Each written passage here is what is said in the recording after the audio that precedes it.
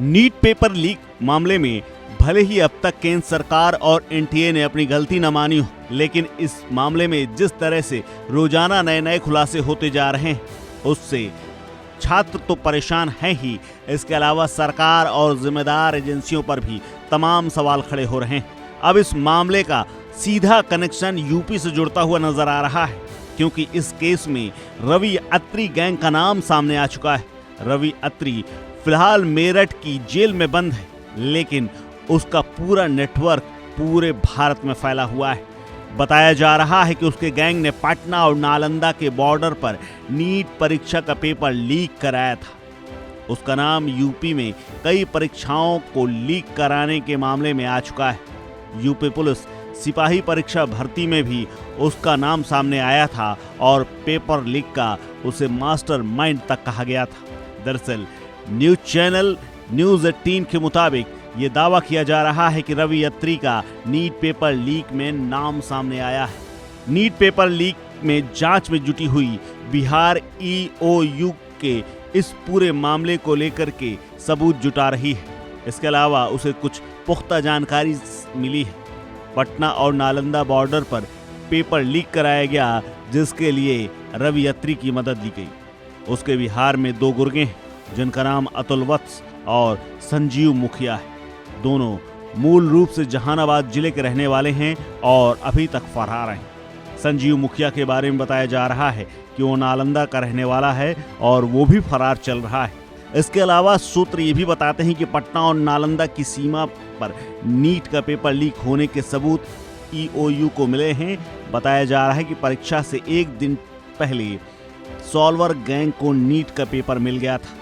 पटना के ये स्कूल और हॉस्टल में नीट अभ्यर्थियों को जमा करके उनसे पेपर रटवाए गए थे, उन्हें पेपर दिया गया था और ये सब कुछ रांची के भी एक कॉलेज के छात्रों को ये पेपर दिया गया था। बताया जा रहा है कि नीट परीक्षा से एक दिन पहले प्रश्न पत्र को पटना और नालंदा से लीक कराने के बाद उन्हें दिया गया और जब हल करने के लिए लोग वहां पर स्कूल में पहुंचे तो वहां भी उन्हें सेम पेपर मिला था।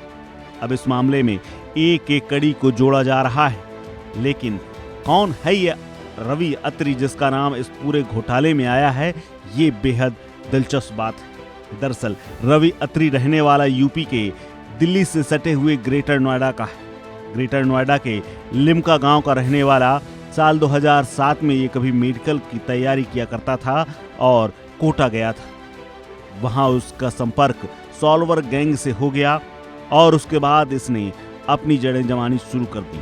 पढ़ाई बीच में ही छोड़ दी और पेपर लीक और परीक्षा में धांधली के काम में लग गया। उसने करोड़ों रुपए कमाए।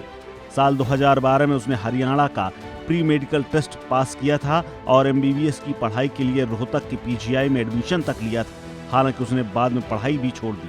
रवि अत्री पहले भी मेडिकल एंट्रेंस एग्जाम का पेपर लीक करवा चुका था।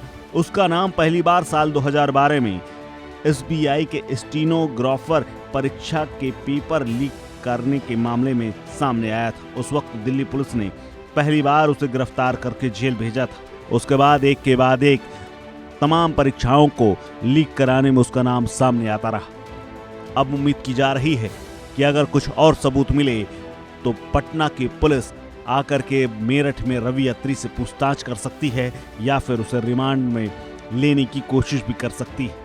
अब देखना है इस पूरे घटनाक्रम में सरकार एक तरफ है और उसके बाद दूसरे तरफ वो किरदार हैं जो इस पेपर को लीक कराने में जुटे हुए थे।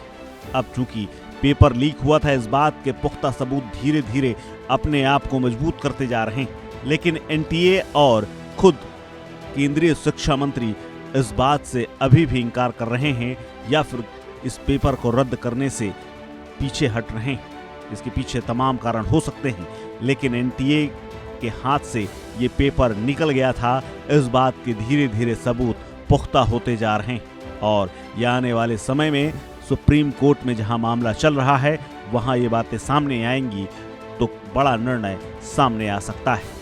इस खबर में फिलहाल इतना ही। अपडेट्स के लिए बने रहिए वन इंडिया हिंदी के साथ।